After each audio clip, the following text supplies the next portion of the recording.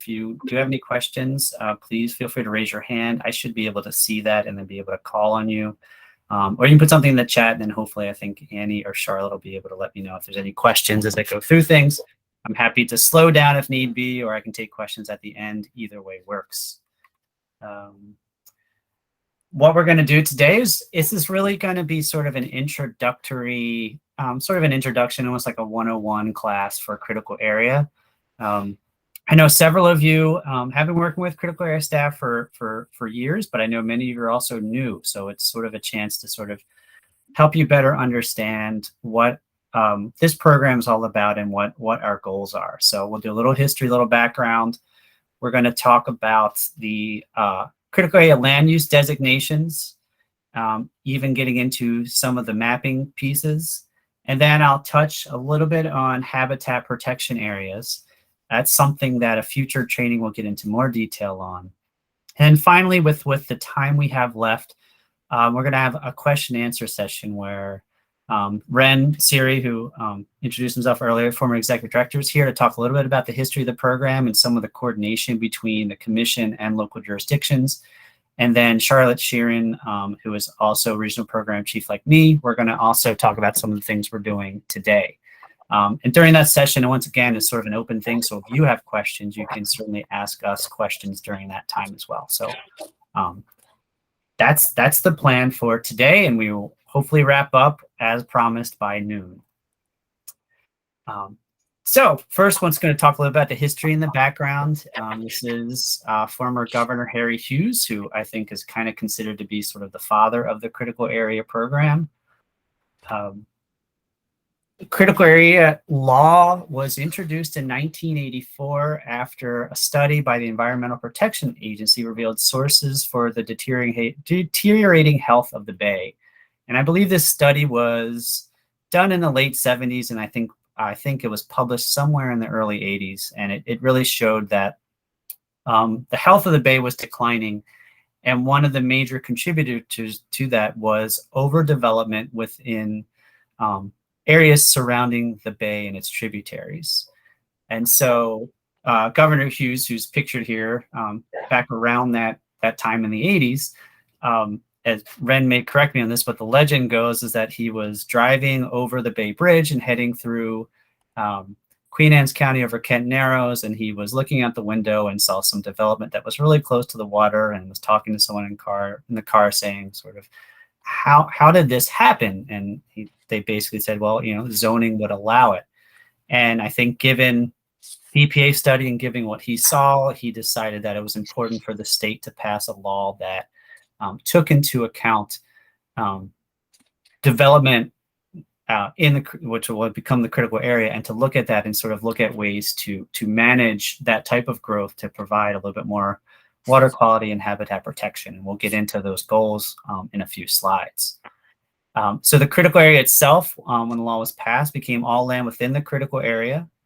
It's regulated by state law, local critical area programs. And that's one of the important things to know here, is that we here as staff, we provide oversight, but each of the towns has their own critical area program and implements it themselves. That's the way the law was passed. That was an important part of the law. That's what the General Assembly wanted, was to make sure that local jurisdictions still had some control in their critical area program, and the Critical Area Commission was more of an oversight. In 2002, the Atlantic coastal bays were added. So areas like Worcester County, Town of Ocean City were added to the program in 2002. Within that law, there were three main goals. The first one was to minimize adverse impacts to water quality from runoff. Second was to conserve fish, wildlife, and plant habitat. And the third one, I think, is the most important one, and is the one that sometimes is often not thought about or sort of missed, particularly when we receive questions from the public. And that is the goal is to establish land use policies that accommodate growth, but also address the fact that the number of movement and activities of people in the critical area can have adverse environmental impacts. And I know that several of our staff here, I know I've had it many times, and I'm sure you may have had it where you may get a call about someone asking and saying, well, it's a critical area, you shouldn't allow any development. shouldn't be anything there. And that's not the goal. The goal is to sort of recognize that people do have property rights, and properties will have a development right, but the goal is to develop it in a smart manner, in a manner that protects water quality, protects habitat. And so when I start to talk about some of these measures in the next few slides, that's where this comes into play. So the critical area is actually all tidal waters of the Chesapeake and Atlantic coastal bays and all land within 1,000 feet of tidal waters and tidal wetlands. So that means that even water, even land underneath the water is technically critical area. Over the years, because of the Maryland Department of Environment, we usually defer to them when it comes to development of things like piers, anything that's sort of over the water, boathouses, it's more under their jurisdiction. But there are some occasions where things like having islands being built, like Poplar Island, would be under the jurisdiction of the critical area because it's creating land and sort of falls under that category. But for towns and for your work, we're mostly going to be talking about the lands within 1,000 feet of tidal waters and tidal wetlands. And critical area takes up 11% of the state and about 5,200 miles of shoreline. So it's very extensive. And if you look at this map, all the areas that are outlined in yellow are the critical area itself.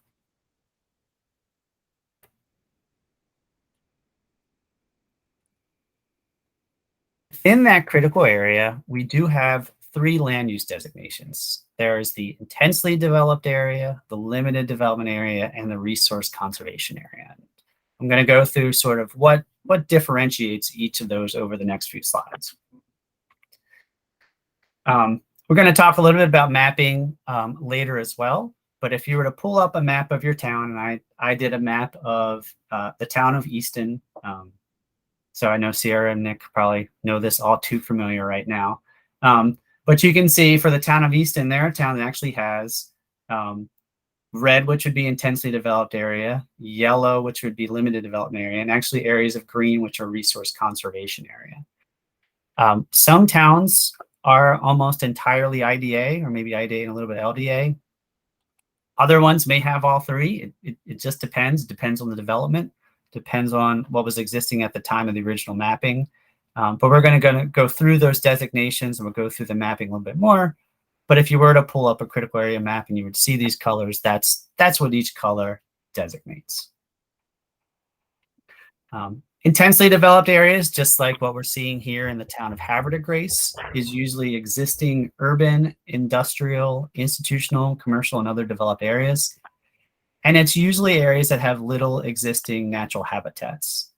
Like I said, if you think the town of Havre de Grace is mostly IDA. I know Bruno's on the call. Baltimore City is, I believe, entirely IDA, other than some RCA that's owned by the city itself.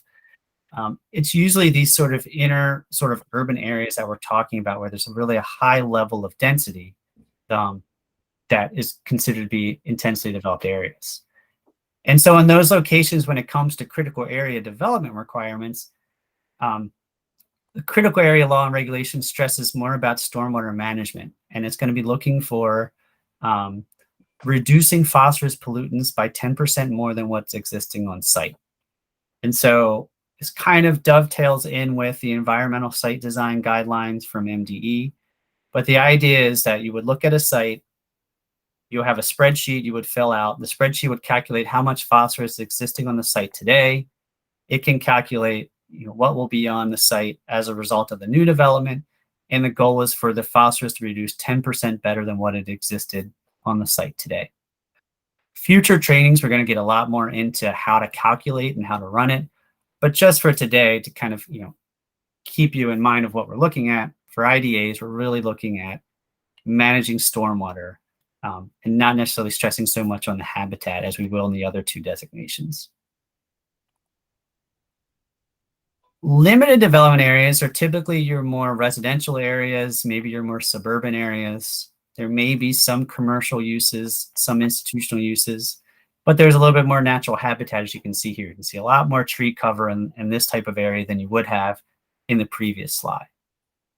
So as a result of that, the development goal is to sort of accommodate growth while taking care of water quality and protecting habitat.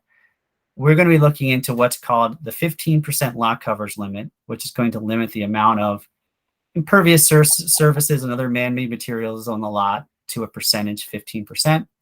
And then it also gets into limits about the amount of clearing that can be performed on site. That's really the goals in the limited development area and sort of how to protect it from a critical area perspective. And then finally, we have the resource conservation area, which actually takes up about 80% of that entire critical area that we talked about a few slides earlier. These areas are more characterized by low density development, by your farms, by your forests, your wetlands, your open space areas. And if there are commercial uses out there, they're typically related to natural resources, or there may be some additional smaller commercial uses that can be allowed, such as a bed and a breakfast or something like that. Those types of things can be done. And we'll talk about that in terms of program changes in a few minutes. This is the only area where there's actually restrictions on density in the critical area law.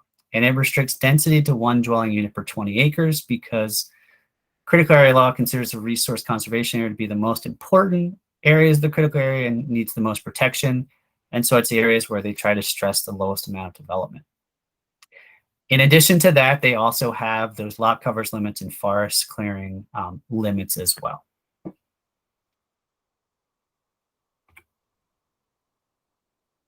The lot coverage requirement, as I've been talking about, in general means 15% of a parcel or lot. So if you're looking at a lot that was an acre, 15% of that could be covered with a house, the driveway, a deck, a pool, a patio. Essentially anything that is man-made is considered to be lot coverage. So in the LDA and the RCA, we have limits on that. In the IDA, there's no limit on lot coverage, but once again, we address that water quality and habitat through the stormwater requirement. Many towns certainly are going to have lots that are a little bit smaller that have been grandfathered, that were created prior to when the critical area law was passed in 1984. And so the law itself actually has within it allowances for additional lot coverage on grandfathered lots based on their parcel size. So if you're in a town, let's say you're in the town of Charlestown or town of Queen Anne, and you have lots that are grandfathered that are less than 8,000 square feet, your lot coverage limit can actually be 25% of the parcel plus an additional 500 square feet. So you get a little bit of an extra above that 15%. From 8,000 to 21,780, you can actually build up to 31.25% of the parcel. From 21,000 to 36,300, it's 5,445 square feet. And then once you hit that 36,301 square foot limit, you go to that 15% level. And so the idea there was that when the law was passed, was understood that many of these lots were, built smaller, built prior to when the law was passed. So therefore they needed to be a little bit of an exception in order to be able to have someone comfortably build, a house, a driveway, a garage, give the lot some functionality to it. So I am sure many towns, when they're pulling building permits, will see lots of this size that are grandfathered. And so this is a table you would use to look at to determine how much lot coverage could be allowed on the parcel.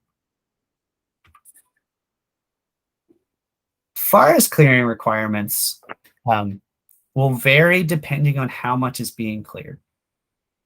In general, if you clear up to 20% of the lot, that is permitted, but it is required that the applicant mitigate at a 1-to-1 replacement ratio for that amount. So if someone were to clear 10% of a lot and that ended up being 1,000 square feet of clearing, they would have to replace it with 1,000 square feet of clearing. Ideally, that would be replaced on site, but we also know sometimes that sites can be very, very constrained. And a lot of times that can be done off-site. If towns have areas that can be planted, they can be done there. Many towns have fee and lieu programs where they can pay to a fee and lieu. Those are different options. Other sites may choose to clear up to 30%. In that case, if you clear over 20%, between 20 and 30%, your mitigation ratio jumps to 1.5 to 1. So if you were to clear 5,000 square feet and that ended up being 25% of the lot, you would have to replace it with 7,500 square feet of mitigation in order to take care of that. that 1.5 to 1 accounts to the entire amount of clearing. It doesn't account to just the percentage over 20%, but to the entire amount that you're being cleared. And then finally, the law provides an opportunity for someone to request to clear over 30%, but they would have to receive a variance. So they would have to go through your local variance process in order to exceed that 30% clearing. And if that clearing was granted, they would have to replace it at a 3 to 1 ratio. So once again, if someone were clearing, let's say 10,000 square feet, and let's say their lot was entirely 10,000 square feet, for some reason they felt they had to clear the whole thing, and your board granted it, they would have to plant 30,000 square feet of mitigation in order to sort of offset that impact of clearing. Typically we see these in situations where lots are fully forested. And so sometimes in that case, you might need to clear more than 30% in order to create a building envelope to build a house and a deck and a small driveway. So there are occasions where that is approved. There are also occasions where this is proposed that can sometimes seem excessive, and the commission staff here may oppose it or may try to work with the town to work with the applicant to figure out a way to reduce the clearing. But the general practice is 3 to 1, but only if a variance is approved for clearing under this scenario.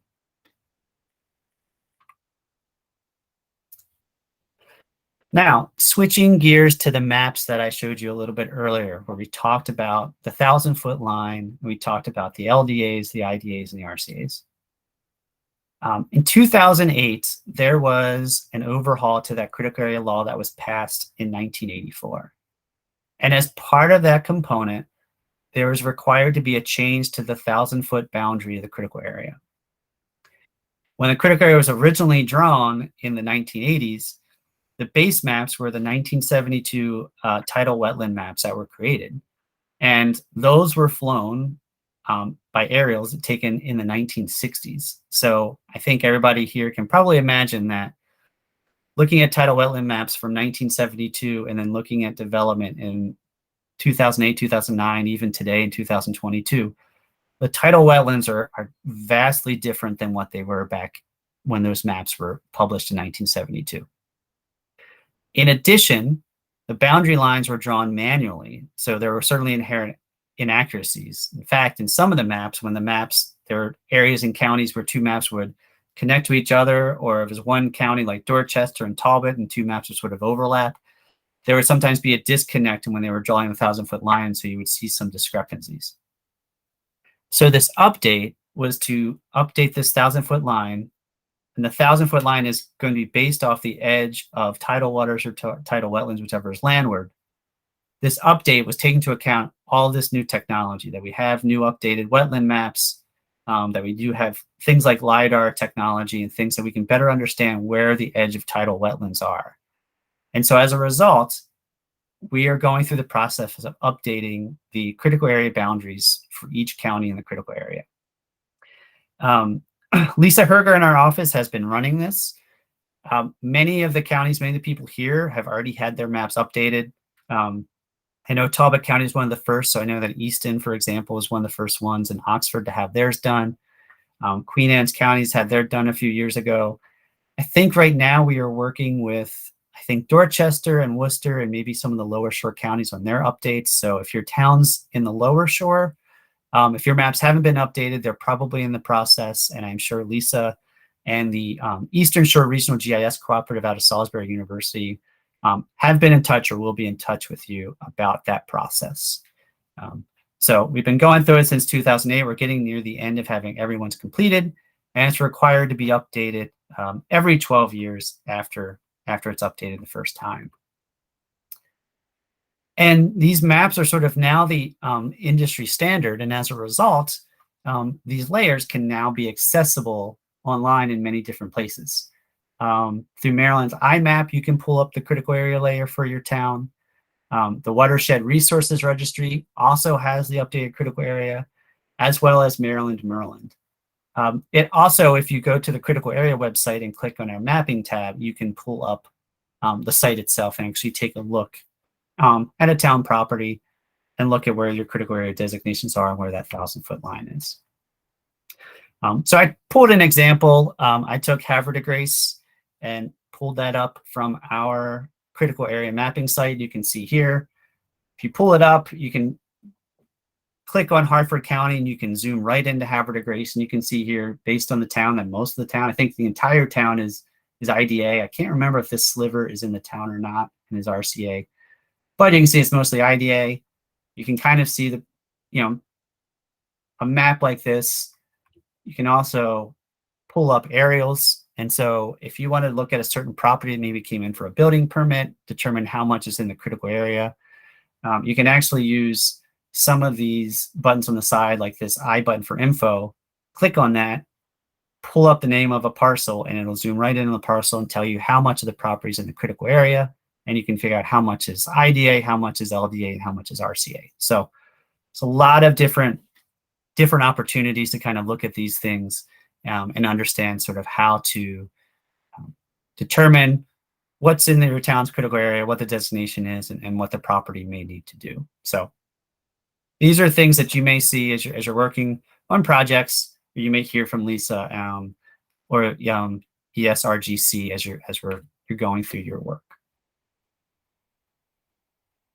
One other thing I wanted to touch on briefly was that one of the most important components of the critical area are what are called habitat protection areas. And so in addition to some of the water quality and habitat protections we talked about earlier, like lot coverage, stormwater management, and forest clearing, there are additional protections associated with these HPAs. HPAs include the 100-foot buffer. They include non-tidal wetlands and threatened and endangered species, forest interior dwelling birds habitat, riparian forests, colonial waterbird nesting areas. All of these are considered to be habitat protection areas, and within the critical area are afforded extra protections in order to sort of manage and protect habitat and water quality, while once again still trying to accommodate growth. I always consider that when I ever do these things, I always consider to be the 100-foot buffer to be sort of like, the most sacrosanct of all of them. It's the one that I think most people hear about in a critical area program. And if you get calls from constituents about projects, usually if someone's complaining that someone is violating the critical area law, they're probably talking about something happening in the buffer. And the buffer is typically the first 100 feet of landward from tidal waters to the edge of tidal wetlands. And in general, development is prohibited within the 100-foot buffer, unless, particularly if something is water dependent. So in this case here, I was taking this from Queenstown Harbor Golf Course. This is sort of their marina area. That would be something that would be considered water dependent. So there's a little bit more flexibility to allow some types of water dependent uses in the buffer there. Same thing, if you're looking across the river, this house here looks like it's well within 100 feet. If you have grandfathered lots, applicants can apply for a variance to the 100-foot buffer provisions to potentially allow additional development, like a small deck, a small patio, or something of that nature. And then you have other areas, like if you look sort of back sort of far on this end, so you have over here this small house, and you have over here sort of this forested area, new subdivisions, new site plans, things like that, they have to stay outside that 100-foot buffer, and they are required to be fully established. They're required to plant trees, shrubs, and native vegetation to fully establish that buffer. If you were to grant a variance in the buffer, there would be mitigation required. That mitigation should be planted within the buffer, because once again, the goal is to sort of provide more water quality and habitat, because the buffer is considered to be, that first 100 feet is considered to be the area that provides the most water quality and habitat in terms of stormwater runoff from pollution, habitat for native species, native animals. So a lot of the plantings are encouraged or required to be within that first 100 feet. The buffer can be expanded if it's adjacent to steep slopes, if it's adjacent to hydric soils and highly erodible soils. So there are occasions where the 100-foot buffer will be larger than that. And I think either in the next training or the training after that, one of the planners in our office will kind of walk you through how to do such things like expanding the buffer, so you can better understand those types of things if you end up with a site plan where you have those types of features adjacent to the buffer.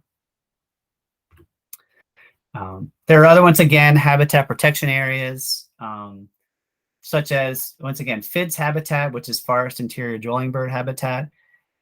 Critical areas, the only place in the state where there's actual protections for FIDS habitat. It certainly exists outside the critical area, but within, we have guidance on the amount of clearing that can be done on edge habitat and interior habitat and the mitigation required.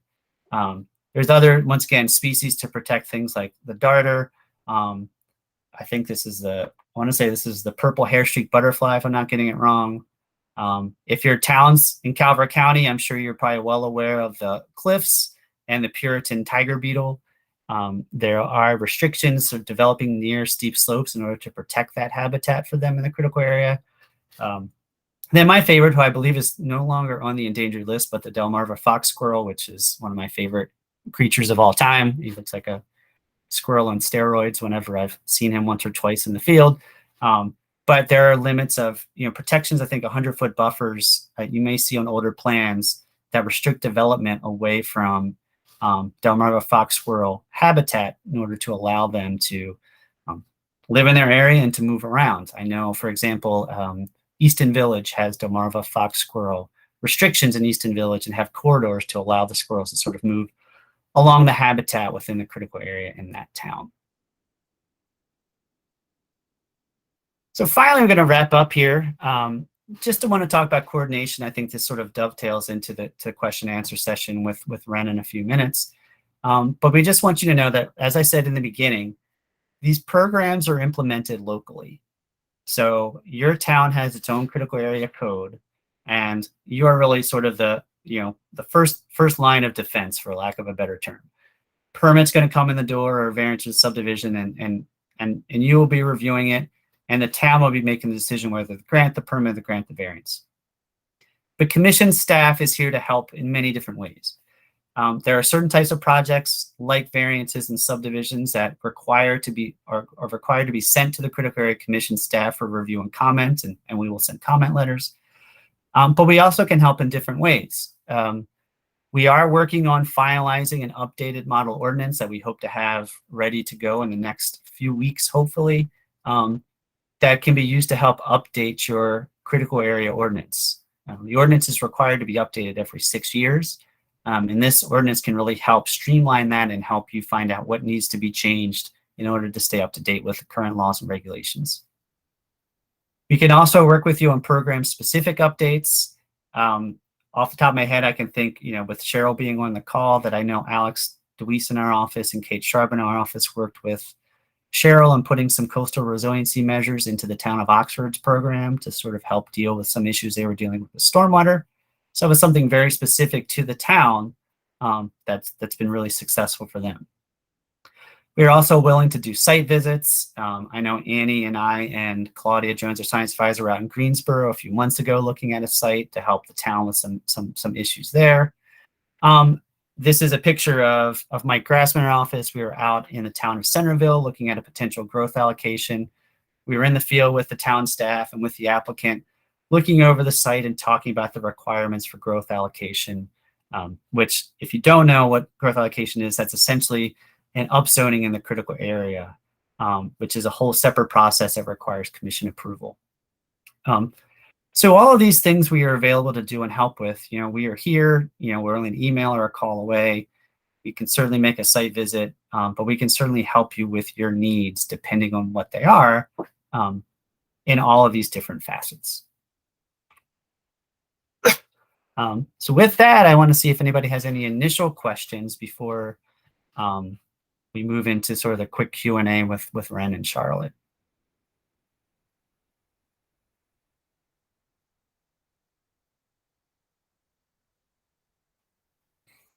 All right. I think only the Oriole bird has a question, and I think it's just that he has questions. But otherwise, I think we're going to turn it over and switch gears and get into sort of just the quick Q&A with Ren and Charlotte. So Ren, I don't know if you want to just sort of introduce yourself quickly and talk about, your time at the commission and your role here. I'm Ren Siri. I worked with the Critical Area Commission for, I guess, about 30 years, 20 of those years as executive director. And I know many of you, and many others are new to me. I probably did what Nick is trying to talk about now, and that is I tried to answer a lot of questions in all my years there, and what I probably wound up doing is getting a double or triple length list of new questions. I'm not sure that I ever answered any of the old ones sufficiently. So carrying that on today, I'm certain I'll be a big help here. But if you do have questions, I think what Nick emphasized is so important, is to get in touch with the commission staff, even if they don't know the answer. They can help you try to figure it out, or they can find the answer for you. We worked with towns probably mostly on problems, because as you know, as local officials and local planners, those are the things that take up all your time. But we also worked with trying to find new ideas, trying to find new ways of doing things, because nothing really should stay static. There's always a good idea out there that should be explored. And I guess these training sessions are the beginning of trying to do that now.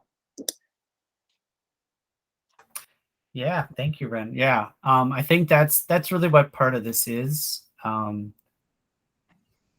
in terms of that, once again, talking about coordination, I know, Ren, you're talking about some things working with problems. And Charlotte, I know we've tried to work with some towns recently on updates to their programs to address different problems. I don't know if either of you maybe have an example or two to kind of give to the group to help them understand some of the things that we've worked in partnership on. Yeah, I can hop in. One thing I was going to add, I think one of the advantages or benefits I see in working with the towns is that often their critical area it's a lot less vast and diverse than in counties. And so it actually, in my mind, creating innovative alternatives in towns, like within their critical area program that way, I think there's it just seems a lot more like low-hanging fruit. You can really do more, I think, with a town critical area program. It's a lot easier to tackle some of the issues that come up, and like I said, be a little bit more innovative, just because of the type of the type of land that you have within the critical area in a town. Like Nick was saying earlier, it's very often a lot of IDA, maybe some LDA, and on the outskirts maybe a little bit of RCA. But I know one of the big critical area program updates we did, actually not that recently anymore. Alex DeWeese in our office worked with the town of Oxford. Cheryl, I think, is on the call to help address some of the stormwater issues they were having in the town, and specifically related to nuisance flooding that they were having within the town. And they kind of wrote some really innovative language into the program of Oxford to address those issues. Nick, you would know more about Queenstown and the Wheatlands project there and how we worked with them on that. Yeah, Wheatlands is a growth allocation that was in the town of Queenstown. And one of the issues they were coming up against had to do with the fact, a little bit to do with some adjacency, but also having to do with the size of the development. And so the critical area growth allocation standards typically require, a new IDA to be adjacent to an IDA or within an existing LDA. This was a case where it was an RCA, and I believe it wasn't adjacent off the top of my head. And so what we did is we worked with the town to develop language, because the law does allow for non-adjacency if you come up with your own specific parameters. And so in working with the town attorney, and working with our staff and our attorney, we were able to come up with language that allowed for that alternative adjacency to occur and help sort of speed up the process of growth allocation, not sort of keep things hanging at the door. And so we worked with the applicant and we worked with the town, and our staff worked together and got that completed and got it through pretty smoothly. And was important language for them for this and for future growth allocation, because I know they're working on some other ones.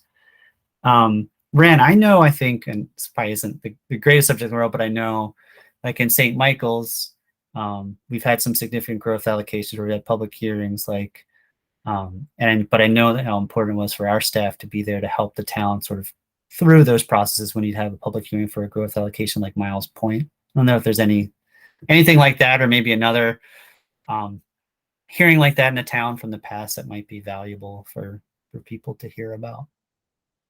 Well, I think one of the biggest opportunities that a town may have and may dismiss because they think it's not possible are those that come through the various grant programs.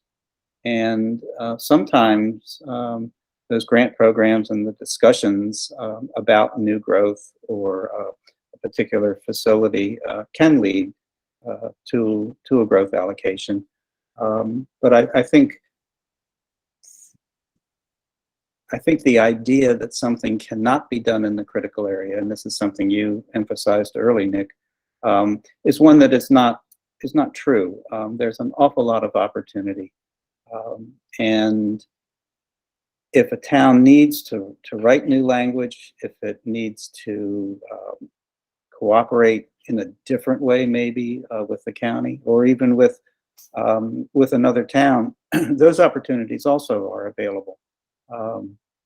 The growth allocations in particular, well, with St. Michael's, as you mentioned, are always distinct, but they do have some threads that are consistent. And one of those is that there's usually opposition right at the beginning from people within the town. There's usually a developer trying to get into the town, often for wastewater treatment. And those probably are not going to go away. They seem to be, to some degree, slowed at the moment. But for the last several years, but they will pick up again. And I think those opportunities or those challenges will certainly circle back. St. Michael's has had its share giant growth allocation that did not occur, mostly because the town citizens, property owners, organizations did coordinate and organize against it. That was their choice. The Critical Area Commission was not trying to influence those decisions at all. But the way that the commission staff and the way that the commission itself can help are varied. And there are a lot of positive opportunities for growth that are out there. Yeah, and it's you're right that things are cyclical, because I don't want to say anything out loud because there are certain projects that haven't, I think, reached the point. But I was on some site visits in the past few weeks with some towns on projects where we've been receiving public feedback that they're not happy about growth being put in this area, growth allocation put in areas that likely meet the goals of smart growth, and the projects will, certainly are taking into account the water quality and habitat needs. So I certainly would imagine for towns who may have growth allocation coming, that you may have those types of stressors on you. And as staff, we are certainly, there to help you through that process. Same with things like violations. If you have some issues with violations on sites, we are certainly happy to go out there and take a look with you and help you understand sort of how to do enforcement with those things. Like I said, I think Annie and I were out in Greensboro a few months ago looking at a site that had some issues, and we were able to sort of sort them out, even though there were some questions from neighbors nearby. So, those things sort of happen, and we're there to certainly help support the town to achieve the goals that they need. I think another thing, Nick, that the commission can offer maybe is not tied directly to a particular development, but more tied to the procedures and the processes. It doesn't have to be as complicated as a lot of people think initially to go through a critical area review. And if a different type of procedure is possible, if a different type of procedure will help streamline the process, that's something that that your staff and you and Charlotte can help with. Yeah, absolutely. And we've done that with many local jurisdictions. You know, these have been with counties, but with counties, we've looked at ways to look at buffer expansion and to minimize it due to the steep slopes and drainage divides. We've worked with other, towns and counties in the Eastern Shore about buffer requirements, because certainly there are certain areas of the buffer where, because of the saltwater intrusion, certain types of species may not work as well. So you need some flexibility. So as Ren said, we have regulations, we have laws, but we are certainly willing to work with the towns to provide flexibility to sort of really meet the goals that you have. Nick, it looks like Bruna has her hand raised. Yes. Go ahead, Bruna. Hey, everyone. Thanks for the presentation. Very helpful, very informative.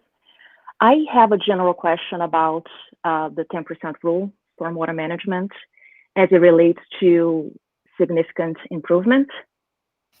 So we get some, and this may be, I don't know if it's too specific for the group here, for this discussion, but happy to have this conversation offline too. We here in the city, so I'm with Baltimore City, most of our IDA is pretty much fully developed, and sometimes critical area review requirements get triggered due to the level of investment in an existing structure. And sometimes, and most of it, like in certain cases, the work only happens within the boundaries of the existing structure, so there's no ground disturbance. Okay. Then the way I read the regulations is that the 10% rule still gets triggered. But am I correct? Or is it just the 15% afforestation requirement? The stormwater management, the way our policy or our guidance is written would only be triggered if disturbance exceeds 250 square feet. So if you were just, if the disturbance level didn't reach that amount, then it would not be triggered. So if you were doing something internally within a building, that would not trigger it. But if you were tearing down a building and rebuilding it in its place, likely that LOD would exceed that and it would require 10%. We certainly have seen cases where, a lot's 100% impervious and stays 100%, but it would still trigger a requirement. It's just that the requirement in that case will be a little bit smaller than if it was a, open field or a forested area. In that case, the requirement would be higher. That's so helpful. Thanks so much, Nick. Sure. That makes so much sense. Yes. Cool. No, yeah, that absolutely answers my question, but the 15% afforestation requirement would still be applicable. Correct? In your code, yes, because in the city's code, they require afforestation in the IDA. For many towns on this call, that afforestation requirement is not an IDA requirement, but some towns do. I think Ocean City does, but many of your towns don't have that requirement. Wonderful. Thank you very much. Sure. See, it's 11:50. I want to see if anybody else has any questions before we start to wrap this up.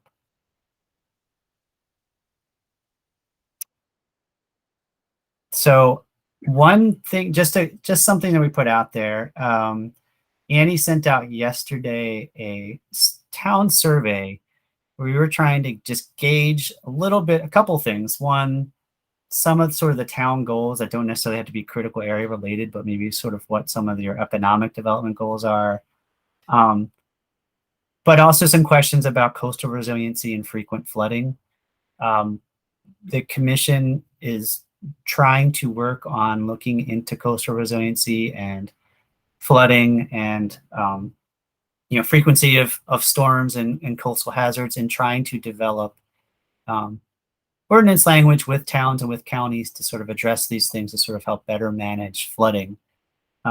And so we have some questions asking feedback on sort of what you use now to manage flooding and whether you'd be interested in working with us on that type of language. So several of you have gotten back to us and the feedback's been great, but if you have an opportunity to submit that in the next few weeks, it would be really helpful to us. I think also at the end has questions about things that maybe you'd like to have training on. And I saw, several people put down, I think, comprehensive reviews, which I think is a great idea that we could talk to you about that process and sort of how we can help. So the feedback's really important. It helps us better understand what to do to sort of gear these trainings on themselves. So if you have the opportunity, please do. Thanks to those of you who have already done it. It's really, really helpful to us.